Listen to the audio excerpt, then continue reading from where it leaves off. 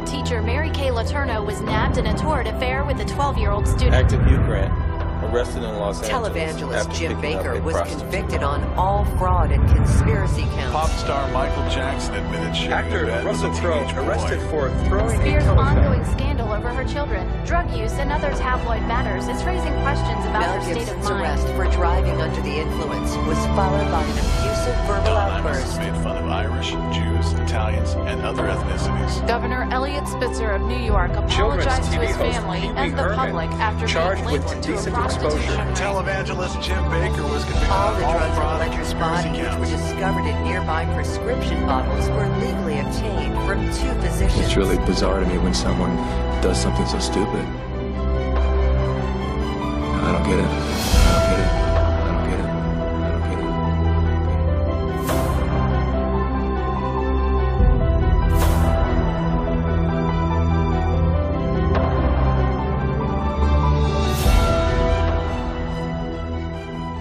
25 years ago, I woke up on a cold marble floor, and I had passed out after a night, I should say another night, of drugs. But something had shifted, and I knew that if I didn't make a dramatic change in my life, that I was going to die. And I called my mother and I said, I need to go back into treatment. And I had already been in treatment 3 or 4 times. All these other times, I left. On day 10, I started to feel great. I'm drug-free. I'm not like any of these people. I'm out of here. And I would pack up my little bag, put my little arrogant suit on, and march myself out of treatment, and I was free. I was going to make it to the other side. By day 6 or 7, I'd be on the phone looking for my drugs and end up right back in rehab.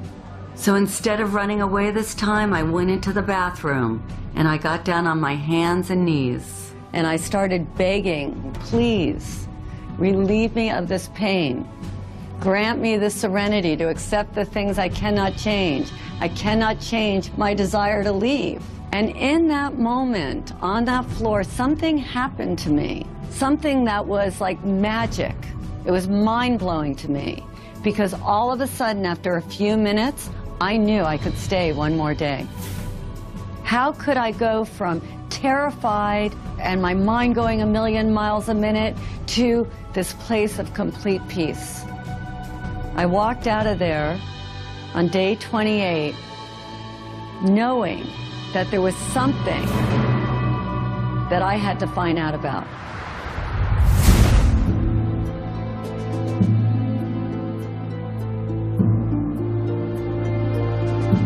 The shadow is dark, it's secretive, it can be dangerous. Shadow is everything that we don't want other people to see. Things we hide, things that we lie about, not only to others but to ourselves. And they are the sort of monsters that come out of the caves in the middle of the night. It is that dark, intrinsic side of us that each and every one of us tries to hide. Because we've been told from such an early age that these are not acceptable components of who we are. To have one aspect of the soul, you have to experience the other aspect of the soul to counterbalance it. Hello, darkness, my old friend. I come to talk to you again. Chad, they were talking about the shadow. The only time you don't have a shadow is if you're standing in the darkness.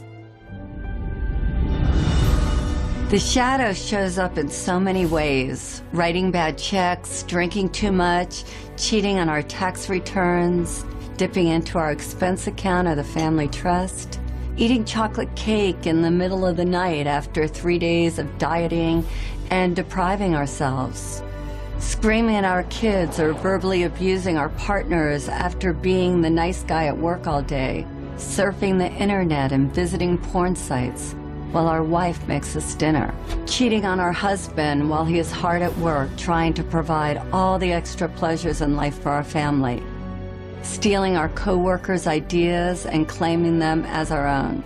The shadow is made up of the thoughts, emotions, and impulses that we find too painful, embarrassing, or distasteful to accept.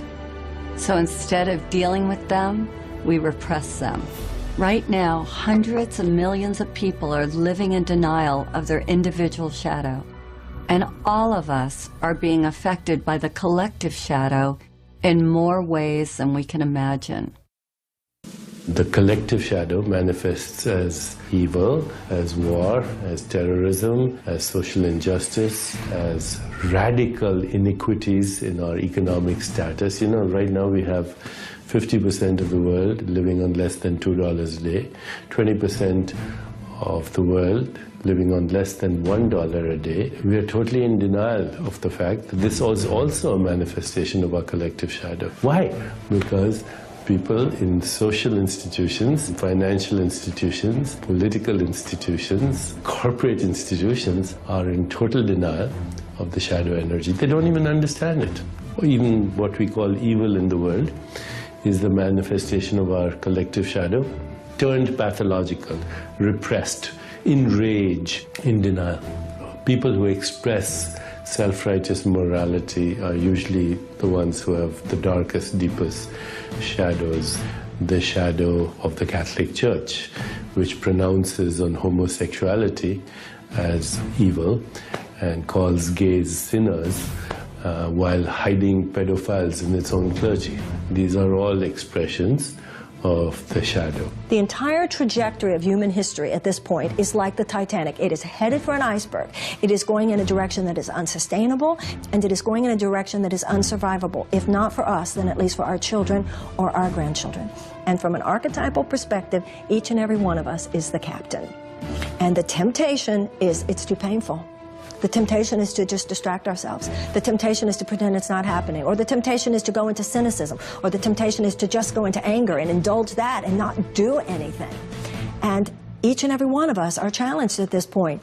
Don't be the captain who just goes downstairs and goes to sleep. Everything that expands has got to contract. What goes up's got to come down. People are going to be confronted with their shadow all of a sudden. They've been living high, living wonderful.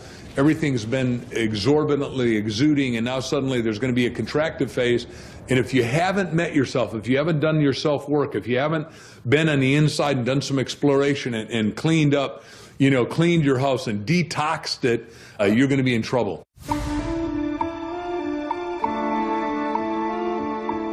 The birth of our shadow occurs when we are very young, before our logical thinking mind is developed enough to filter the messages we receive from parents, caregivers, and the world at large.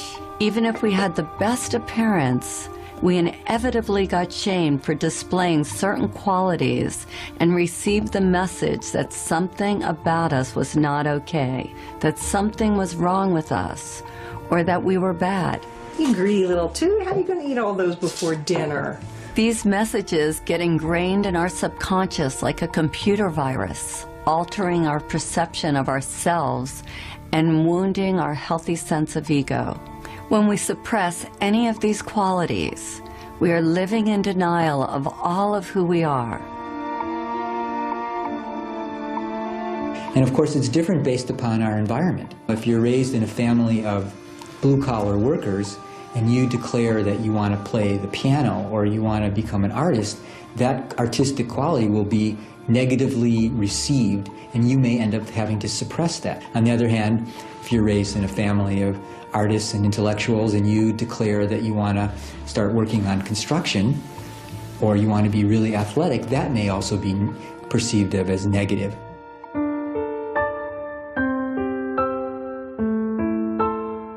We try with all our might to pretend that we are not that which we hate. In fact, proving this is an all-important task for the wounded ego. A task which the ego believes is vital to its existence. The wounded ego must hide all that we believe is unacceptable about ourselves. To accomplish this task, it constructs a mask to prove to others that we are not as defective, inferior, worthless, and bad as we might fear we are. None of us likes to admit that we have these flaws and insecurities. So to hide them, we create a persona at a very young age.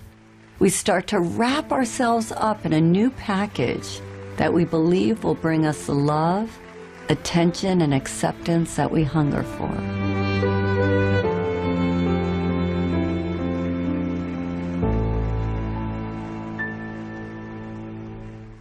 We create personas so that we can belong.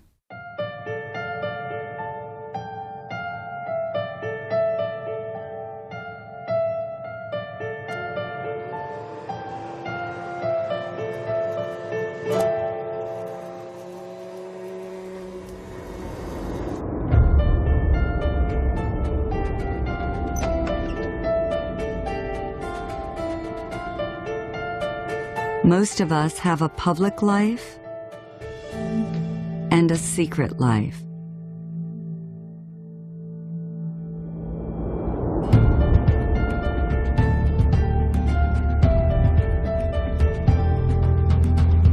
We work hard to feel good about ourselves, and a moment later, we do something to sabotage those good feelings.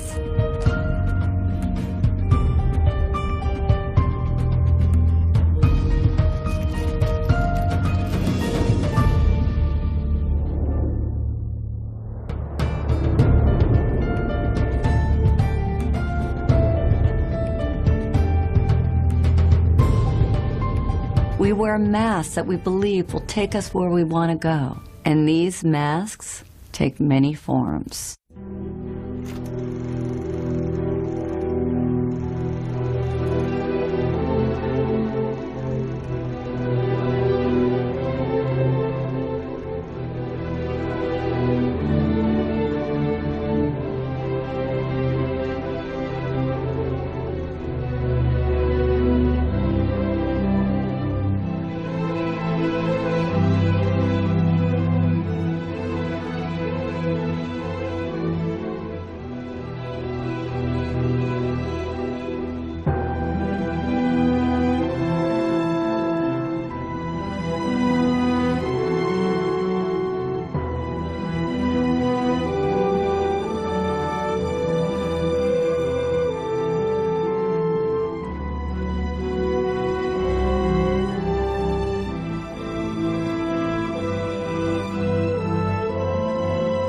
Which one do you wear?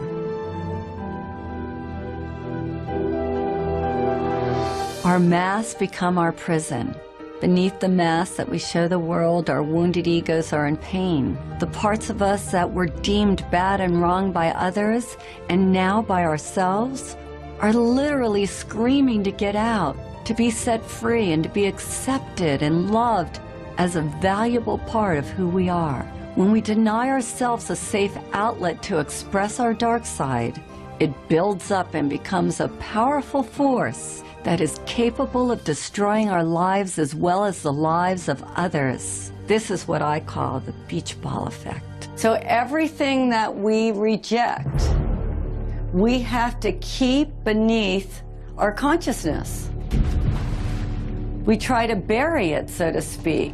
You know how much energy it takes to put a beach ball underwater? You take your selfish self, you take your angry self, you take your too good self, your not good enough self. You take all of it, and it's like you have 40 beach balls you're trying to manage. And then what happens when you're holding that beach ball underwater? When you're young, you got lots of energy, so you can manage a lot of beach balls.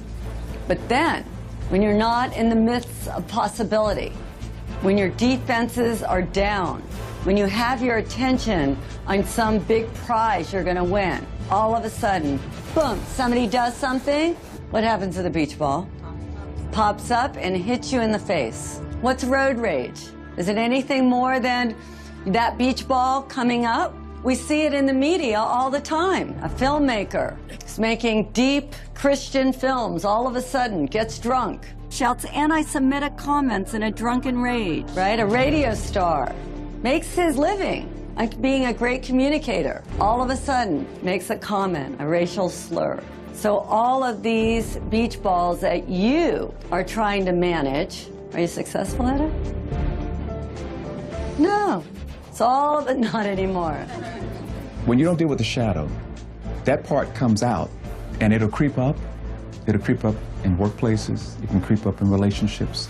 The more we try to suppress those societally determined, undesirable qualities, the more they find interesting and often mischievous ways to express themselves. And it would be like locking somebody in the basement who wants to get out. So they do things down there to get our attention until until we recognize them and let them out. Because those aspects of ourselves that we don't like exit through a kind of detox process. It's got to come out in order to be released. One of my beach balls happened in front of a room full of people. So I'm out of treatment, 5 years. I've been floating around, trying to become the most perfect person. How could I have people want to be my friend? How could I be a little more spiritual? I was on the quest and I thought I was doing a really beautiful job. And I went to another workshop. We had to get up in front of the room and say what we were committed to in the world.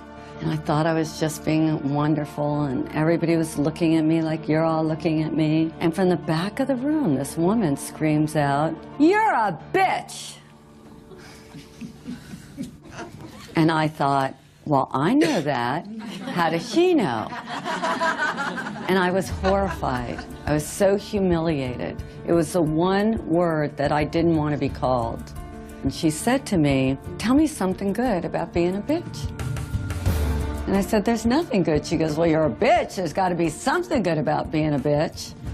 And all I could think of was all the ways that that part of me had hurt me. And at the time, I was a retailer. And she said, "Do you ever get damaged merchandise delivered to your store?" And I said, "All the time." She said, "Is there ever a time where they don't want to take back the damaged goods?" And I said, "Yes." And she said, "Well, do you ever have to get a little forceful or a little bitchy?" And I said, "Oh my God, yes." And I was remodeling a house at the time. She said, "When you're a couple of weeks late and $20,000 over budget, does it help to be a little bitchy? Would it help you?" And all of a sudden, I realized that when I finally said to the contractor, "You need to finish my house," he finished my house. And this light went on inside of me, that this part of me that I had shamed, that I had hated so much, actually came bearing gifts. She said, "Either you're going to use it or it's going to use you." And that was a life-changing moment for me.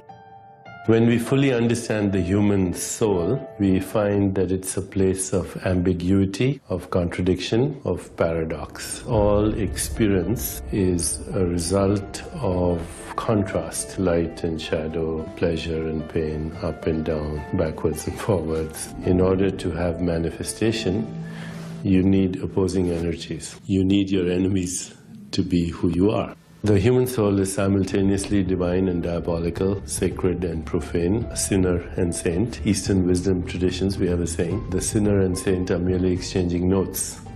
So once you understand that, then first thing you realize is to have a shadow is normal. If you had only truth, goodness, harmony on your side and the complete absence of the other, there would be no creative impulse. Let's say you had only the evolutionary creative impulse in the universe, then the universe would rapidly burn itself into the heat death of absolute zero. If on the other hand you had only the impulse of inertia or destruction or entropy, then the universe would rapidly collapse into a big black hole before you could say Deepak Chopra. We are the microcosm of the macrocosm. This means that every quality that we can see in another exists within us. We possess every human characteristic and emotion, whether active or dormant, whether conscious or unconscious. There is nothing we can see or conceive of that we are not. We are everything, that which we consider good and that which we consider bad. How could we know courage if we have never known fear? How could we know happiness if we never knew sadness? How could we know the light if we didn't know dark? All of life is based on the coexistence of these pairs of opposites. Our shadow is forever hiding from itself. Rather than confront our own darkness, we project these unwanted qualities onto others. When we are projecting our shadow selves, it sounds like this. "She's so self-centered. He's so full of himself. These people are idiots. What a loser." Afraid of our own unworthiness and simultaneously afraid of our own greatness, we unconsciously transfer these qualities onto another rather than owning them ourselves. Those we project on own pieces of our unclaimed darkness as well as pieces of our unclaimed light. Until we take back all that we have projected away, what we can't be with won't let us be.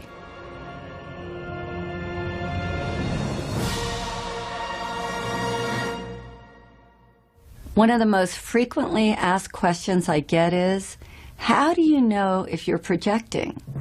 If it's your stuff or theirs? I think it was best said by revered philosopher and psychologist Ken Wilber. He says that if a person or thing in our environment informs us, if we receive what is happening as information, a point of interest, we probably aren't projecting. On the other hand, if it affects us, we're pointing our fingers, judging if we're plugged in, chances are that we are a victim of our own projections. Think of someone from your own life who disgusts, annoys, or repulses you, and think of the qualities about them that you most hate. Now imagine this person standing right in front of you, and I want you to put your hand out, point your finger at them, and say, "You're an idiot," or "You're a know-it-all," or "You're selfish." Now stop where you are. Keep your finger pointing at them, and now notice that one finger is pointing at them, and where are the other 3 fingers pointing? Back at you. This is the phenomenon of projection. Instead of acknowledging the qualities within us that we dislike, we project them onto someone else. We project them onto our mothers, our kids, our friends, or even better, some famous public figure who we have never even met. If I asked each of you what you love about these people, you would each have a different response. The people that you hate also represent some aspect of yourself that you don't own. Notice what you think and feel as you look at each of these people.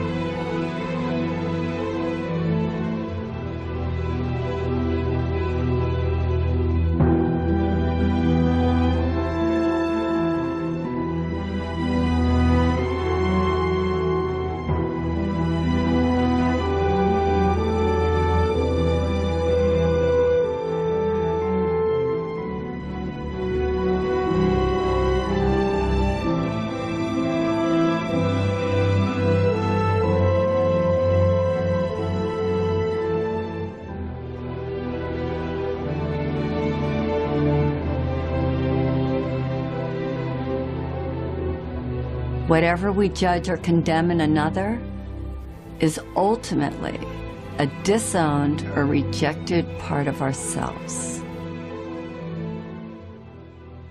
I was watching the events of 9/11 on TV with a friend of mine, and after that we were driving down the street. I turned to my friend and I said, "You know, from now on, the Arabs are going to be the new blacks. They're going to get the brunt of a lot of projections that blacks have carried in this culture for a long time." Now, a lot of times, blacks react. We react to those projections, and we project back. And that creates a vicious cycle. And the ego consciousness just responds the way it should, really, because it's designed to respond as a survival mechanism. That's what the ego is all about, to help us survive. But it's mechanical, it's reactive. When an aggressive, negative energy is directed at us, the ego immediately wants to defend and react. Of course, when you react to a projection, you become that projection. And I didn't want to become an angry black man. That doesn't mean that I don't get angry. I certainly can and do get angry, but I express it and let it go. There's an old Sufi story about a philosopher who made an appointment to debate with a Sufi wisdom teacher named Nasruddin. When the philosopher arrived at his appointment, he found Nasruddin away from his home. Infuriated, the philosopher picked up a piece of chalk and wrote "stupid oaf" on Nasruddin's gate. When Nasruddin got home and saw this, He rushed right over to the philosopher's house. I had forgotten that you were to call, and I'm sorry I missed our appointment, he said. But I remembered it the minute I saw that you had written your name on my gate. The great Swiss psychologist Carl Jung, who coined the word shadow and shadow work, said, that is the shadow, the person we'd rather not be. Rush Limbaugh hated drug addicts, and then it was revealed that he was one himself. Reverend Ted Haggard railed against homosexuals and was later caught in a drug and male prostitute scandal.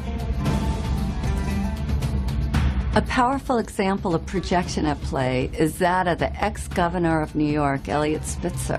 As a public official, Spitzer worked tirelessly to rid the streets of prostitution rings.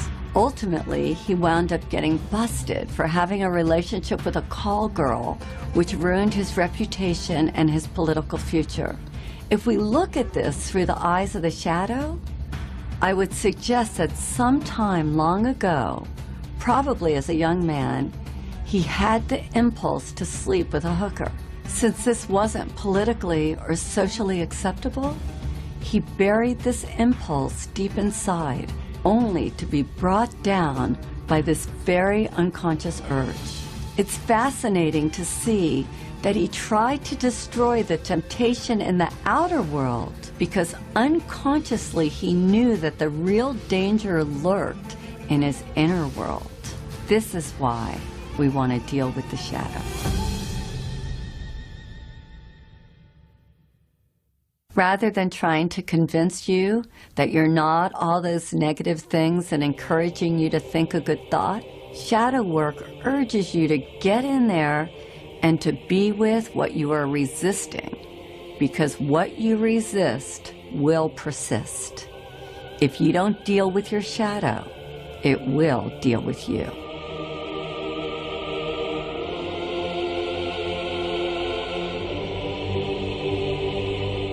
The cost of ignoring a destructive pattern is that you're going to self-destruct. You will implode rather than explode. You know, my training is as a neurologist, so I've spent, well over 3 decades studying how the nervous system organizes this information. And it's really quite interesting when you look at the fact that really, even though we think of having one brain, we actually have 3 different brains. We have this very primitive brain, which some people call the reptilian brain. And if you look at a reptile or look at a crocodile, it really just has 2 responses, on or off. So if you ever watched a crocodile trying to eat a wildebeest, it seems to be very quiet and suddenly explodes, and then it goes back into its quiet state. So that response is really a very basic survival response. But the mammalian brain, which is sometimes known as the limbic brain, has created a modulating effect on that reptilian brain. So the limbic system has brought into this very primitive on-off response gradations, meaning you can be a little bit on, significantly on, really on. But then on top of that mammalian brain, really just for the last couple 100,000 years, we've evolved this human brain, which is called the neocortex, neo meaning new cortex, new covering of the brain. And that actually allows us, for the first time in evolutionary history, to decide whether or not we want to react at all. If we look at brain scans, we can actually see in a traumatized brain this part of the brain kind of shutting down, becoming dark. The part of the brain that is associated with emotions is that part, you might be familiar with the fight or flight or freeze response. The amygdala, which is the fear processing center in this part of the brain, really becomes bright. So what happens is trauma changes brain functioning, and then that triggers changes in stress hormones in the body, which are not a good thing. It's crucial to be able to recognize and express any kind of pain. Without that, it stays with us, it lodges in the body, and it causes us to react, to live unconsciously. The unresolved issues that people have in their bodies, their emotions, has an absolute direct correlation with their physical bodies, their health and their well-being, their expression of wellness overall. They think that their health is somehow separate from their emotions. They are intimately connected. Obesity, diabetes, heart disease, and cancer, they're all the result, significantly, of chronic, unprocessed, inflammatory molecules that have their correlates in the psychological world of chronic, unprocessed emotions and experiences. Every single one of those conditions is a byproduct of our stress levels. It affects our health intimately. Most people are aware that what they eat and what they drink affect their toxicity levels. What they don't realize is that what they think and the emotions that they've built up over years are really the most toxic. The ways that people have dealt with this traditionally and historically are inadequate. My patients are in overwhelm.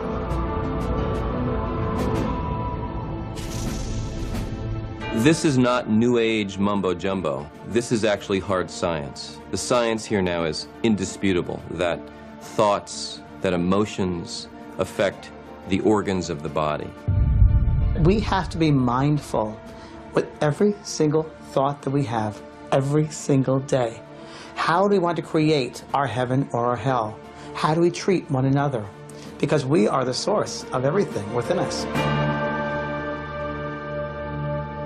There is a poem by Rumi called The Guest House, which in many ways describes the human journey. This being human is a guest house.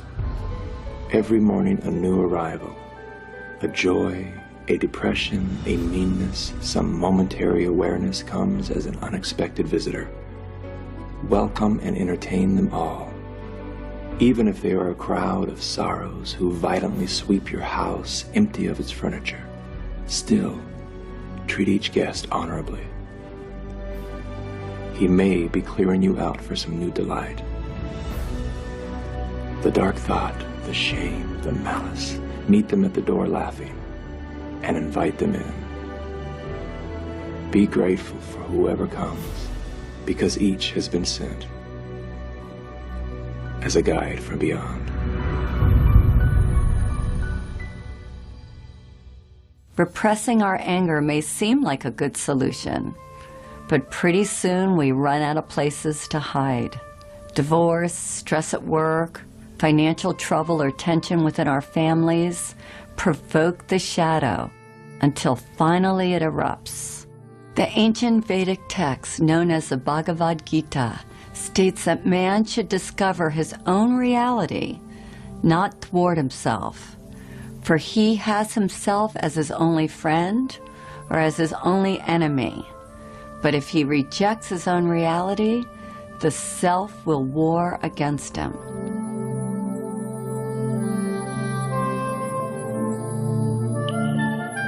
It's easy to love yourself when you wake up feeling strong and worthy and you have enough money in the bank and you feel great.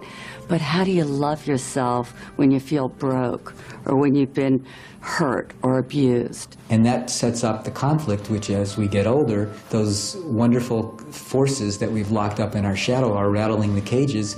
And sometimes if we're distracted, they sneak out and we think, and the people around us think, what were we thinking? And the answer is we weren't thinking. When repressed, the shadow can look like this.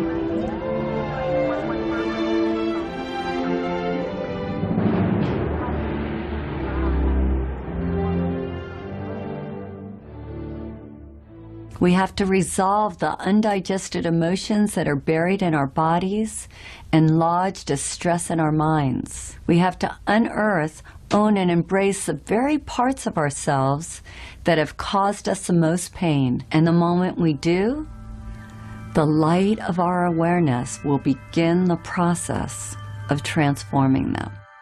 We think we're alone. We think we're different. We feel isolated or abandoned. And then when we come together, we find out that we all go through traumas, that to be human is to be challenged, and that everyone has gone through some trauma. And if we're courageous, we see that there is gold to be mined in every experience.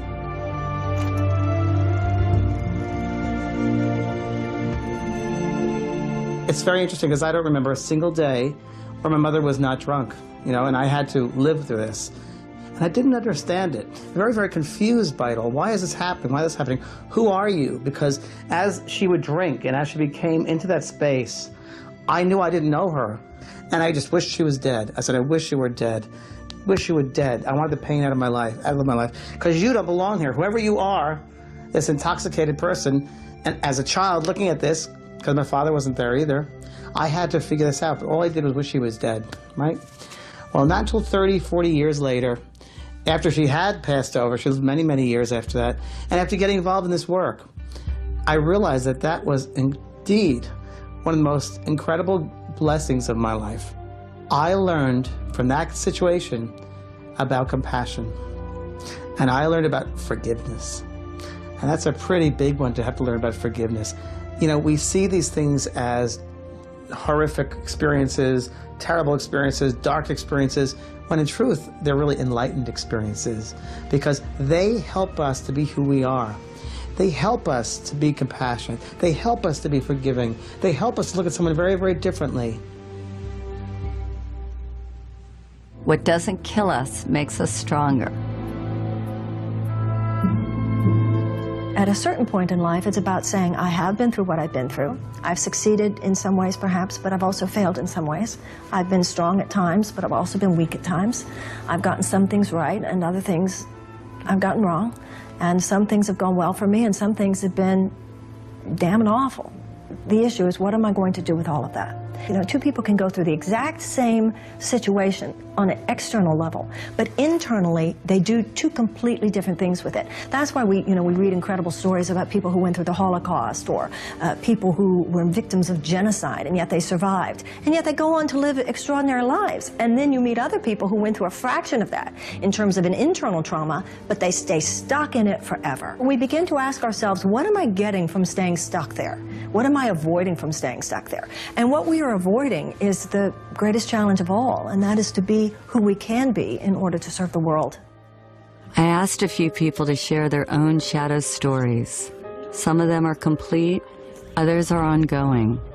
All of them are portraits of a fearless commitment to transformation.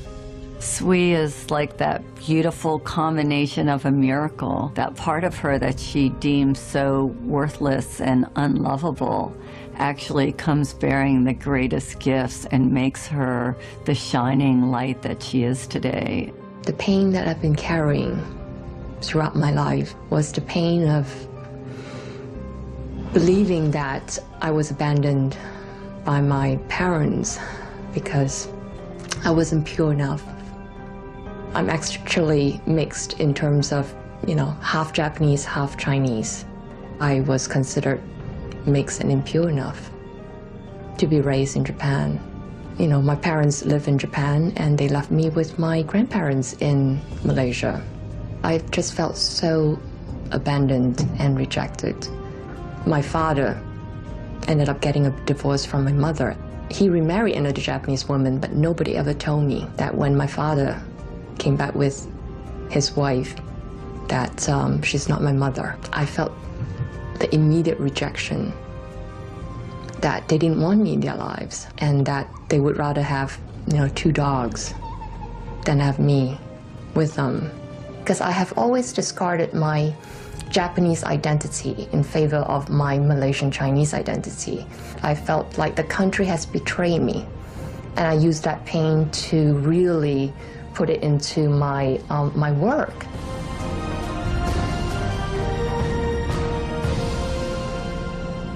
I heard a project was in trouble in Japan, and I volunteered to go to Japan to fix this problem because I know that I could do it. that one day I stepped into Tokyo and I just felt that this is where I need to be to really discover and explore the Japanese half of me.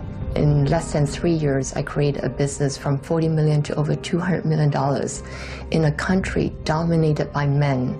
You know, never heard of a half Japanese, half Chinese woman being a business leader in a big US telecom world. So I couldn't be the leader I am today without going through the emotions and the pain that I went through my whole life. If we look deeper, we will see that we all have a divine recipe.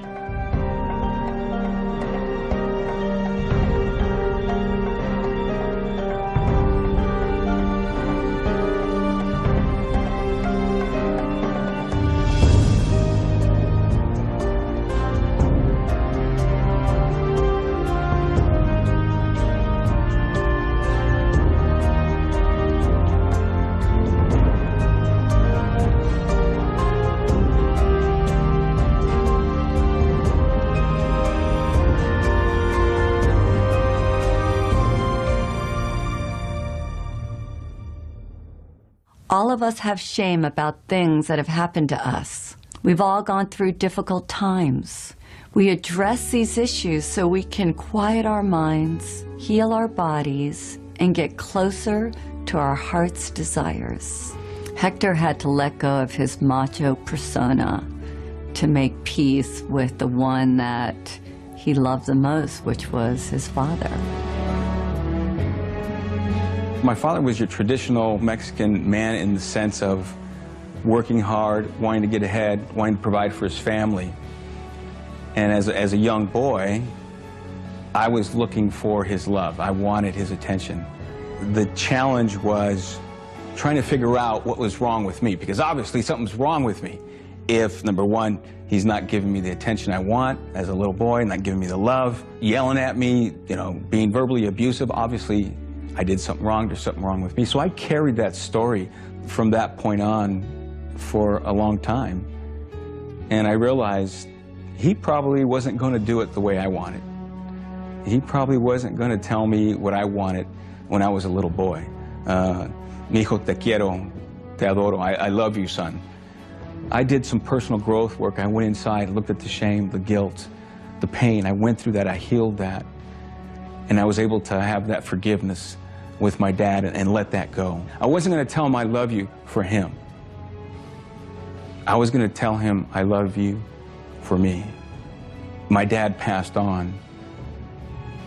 And I'm really grateful that I listened to that inner voice that said, you know, go ahead and tell your dad that you love him. Do it for yourself.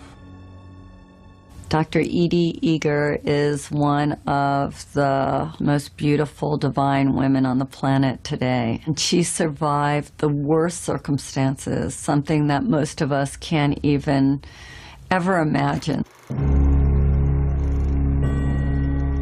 May 22nd, 1944, when I arrived in Auschwitz, there was chaos. My father was separated from us, and my sister and I facing Dr. Mengele. I didn't know who he was until later.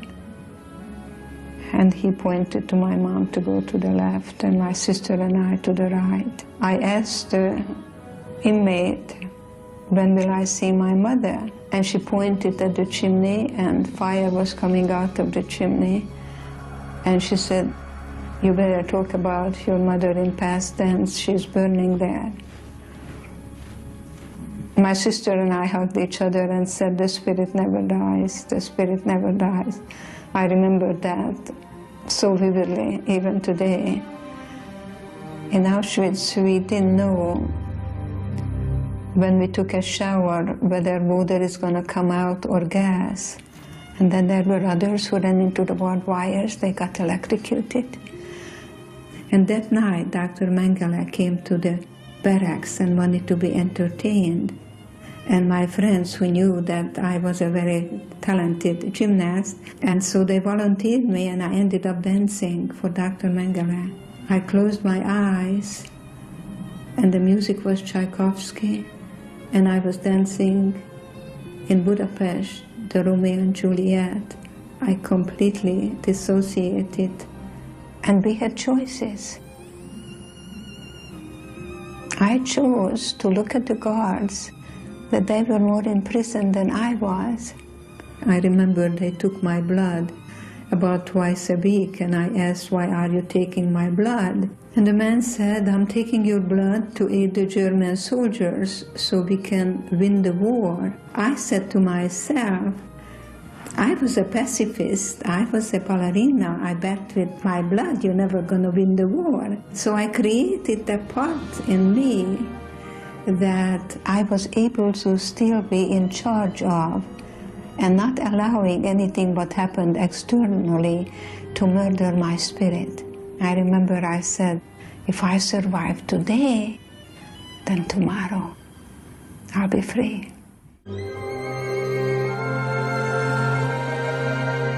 I remember when Marita came to the shadow process and everybody was looking for the negative qualities they needed to embrace. Marita couldn't even say hers, and I kept asking, what is so horrible that you can't even say it? And she said, because of my background, mine is that I'm a Nazi. I was born in Germany in 1955, 10 years after the war. I found out when I was 11 or 12 what my country had done. This is a subject we never talked about. My grandfather wouldn't tell me about his experience. My mother wants nothing to do with this. I'm not the only German that holds this and lives this and hides this. And I found many ways to sabotage myself from ever tasting power or success, because Hitler was successful to coming to power, and that power was horribly abused. I didn't interact with any Germans at all. I stayed away from them, and I did not want to interact with any Jewish person because I didn't want to cause any more pain, and I was ashamed.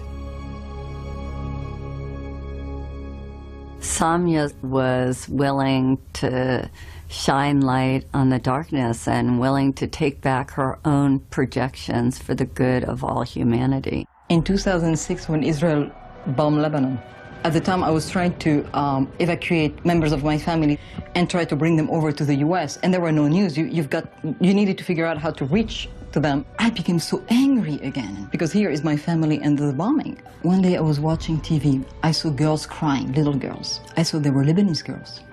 And of course, every time I saw like Lebanese kids being bombed and everything, I was really, really angry. I was like, yes, yes, yes, like bomb the bastards kind of thing. And at the end, I realized they were reporting from the Israeli border, on the other side of the border. And they looked exactly the same as the Lebanese girls that were killed on the other side of the border. And I saw the pain. And that day I made a commitment to myself that I will no longer tolerate that kind of cruelty, irrespective of which side of the border it's happening. Now, I'm not saying that if you and I rise up to become the people that we are capable of being, that we will rid this planet of war in our lifetime. But I believe with all my heart, we will achieve enough this lifetime that humanity will go in that direction. It's embracing authentically who you are and not being ashamed of it. There's nothing to be ashamed of, because everybody has a shadow. If somebody doesn't, they must be pathological.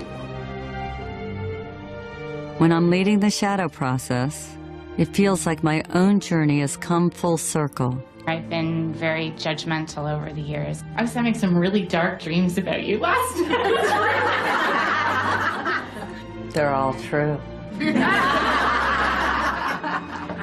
When we embrace our totality, we experience freedom. My heart feels as big as my body. It's no longer like little anymore. It's like, it's me. And embrace it with love. Love, because that's what we're here for, to give and receive love. Can't even believe that's you, Margaret. I figured out who you were. I remember. If I hadn't faced my darkness, I never would have found my light. Can't let my makeup run.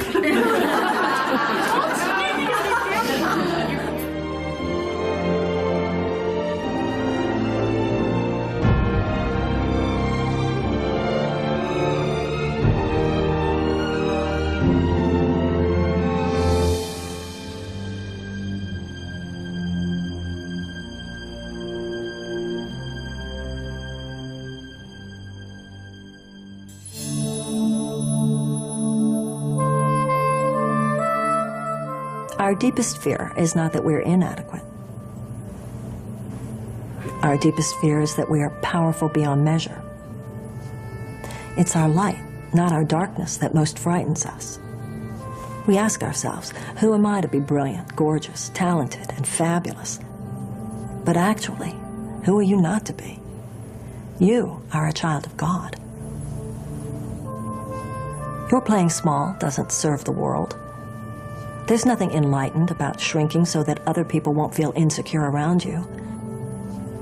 We are all meant to shine, as children do. We were born to make manifest the glory of God that is within us. It's not just in some of us, it's in everyone. And as we let our own light shine, we unconsciously give other people permission to do the same. As we are liberated from our own fear, our presence automatically liberates others.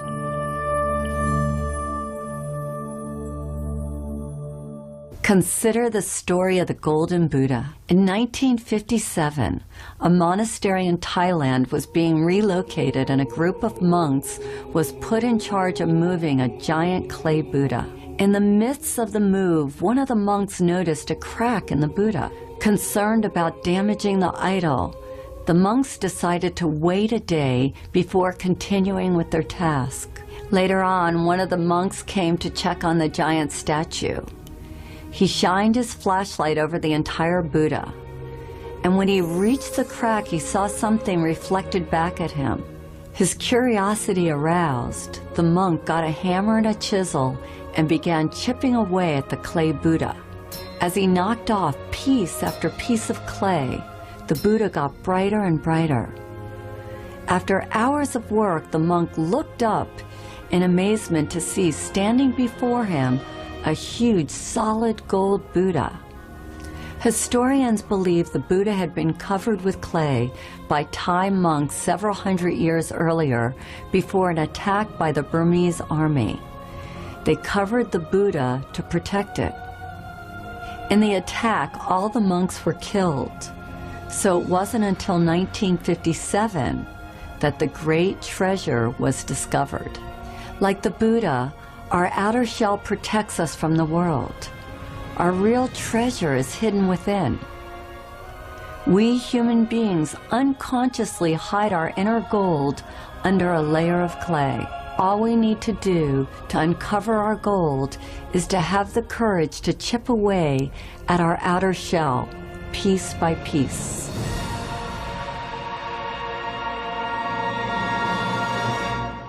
You can't fight darkness with darkness, but you can switch on the light. All of the work we do on the shadow is to get us to this point where we can forgive. To do forgiveness, we put blindfolds on to make it safe for people to share their deepest secrets.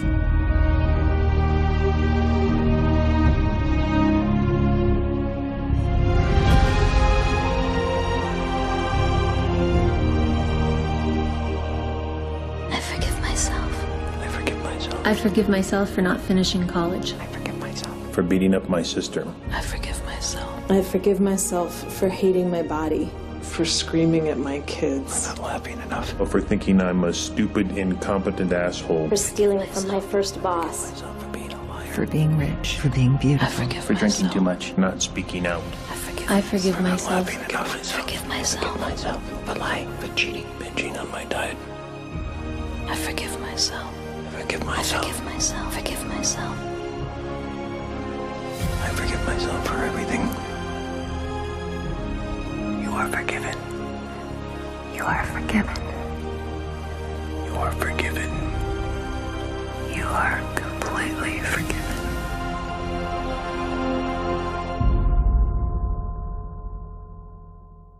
I think a lot of people are very afraid of their shadow. They don't even want to consider that they have one. Brent is one of the holiest men that I know, and he is so spiritually evolved because he uses the pain of his past to be the greatest expression of himself today. This story really began for me when I was 9 years old, and I was attending a summer camp that was managed by an order of religious men. During that summer, I was molested by one of the religious men. I remember that experience being a beginning of a split for me from myself. It happened a number of other times during that period of time I was at that camp. I was always afraid that that guy was going to come in the middle of the night. I even went so far as to borrow a knife from someone that I kept under the pillow. This is a 9-year-old kid. I remember I just felt like some part of me died at that time. I went on with my life, holding on to that secret, holding on to that shame of not really being connected with myself anymore.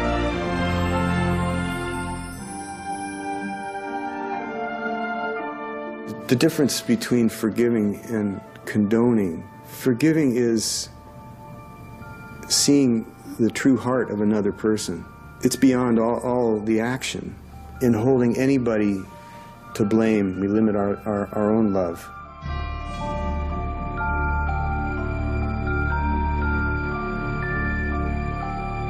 People need to know that they can get help, that they don't have to carry their shame alone, that they don't have to live in a secret, and that there are people that are holding the light for them, that are willing to see them as they are, through the shadow. It's the only way to see yourself, is to look at the light and the darkness, and to embrace it. I use that analogy of being like a drowning person, where someone's holding your head underwater, and at some point you realize that you have to be the one that fights your way back to the surface. What happened to me as a child has given me a real depth of compassion, which I'm so grateful for, because it's so clear to me when I work with people how they're suffering, how they're hiding, and it's been the greatest gift of my life that I'm in a position where I can honor people in that way. I'm just so grateful to be able to connect with people on that most vulnerable level, that deepest level of the soul. I regained my faith because I asked for it. Forgiveness doesn't happen in your head until it happens in your heart. My mom was walking downtown Beirut with the young Israelis, and she turns to my dad, and her mother had been killed by the Israelis. She goes, "Mustafa, these are young soldiers, don't they have a mother?" And if she can forgive, who are we not to forgive? Well, you can't move on if you don't forgive. The train stops if you don't forgive. And mostly, you got to forgive yourself for taking whatever happened to you too deep, to a deep place that it shut you down. The universe will deal with that person's karma. You don't have to worry that if you, quote unquote, forgive them, that they're going to somehow live an undeserved, wonderful life. Each and every one of us needs to work full-time on self-forgiveness. Our motivation to forgive is increased when we understand why it's so important. It's not just to make their day better, it's to free you. And forgiveness is the hallway between the past and the future. The future expression of who we are as a planet, as our country in America, depends on the people that grow up, that become the next presidents, that become the next politicians, economists. We want to make a difference. We want to somehow get it right, you know, to feel like we did, or at least we tried to do what we came here to do. That is the gold that is being mined today. But that's because the world is growing. We're entering a new age. That's what's going on. That's why we're talking about this. You are a force of love. You are made from love. And love is the most forceful energy you could ever have. Accept that energy. Accept who you are. Accept your inheritance, if you will. You're the total being of love, and don't waste a minute of it. I've come full circle, and this is the external of what was going on inside of me. It's how we are able to perceive everything in life as an opportunity for growth.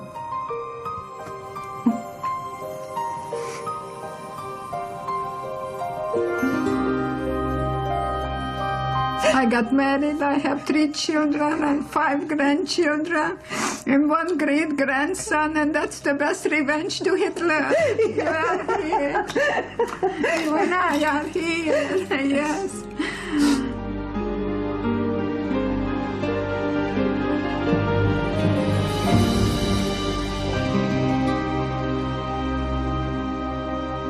So if you want authentic peace of mind, creativity, kindness, compassion, joy, then you've got to understand your shadow and be okay with it.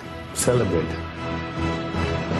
If shadows could talk, they would tell us that we're as precious as 1,000,000 pounds of gold, that our brightest light can shine only when we've accepted our darkness, that there is wisdom in every wound, that there is a greater future waiting for us, that we are children of God and have a right to be here, that we were all created equal, that our pain is not personal, but belongs to every man and woman alive.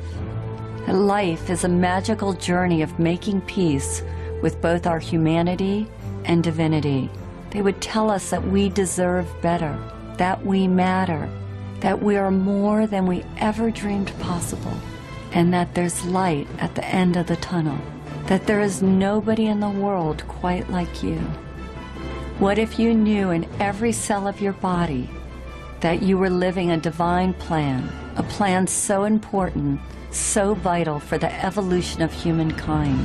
What if you knew that everything that was happening right now that doesn't fit your ego ideals is happening to support you in stepping out of the smallness of your darkest thought into the brilliance of your biggest dream? If you take this journey, I promise you that you're going to experience more love, more happiness than you've ever had before.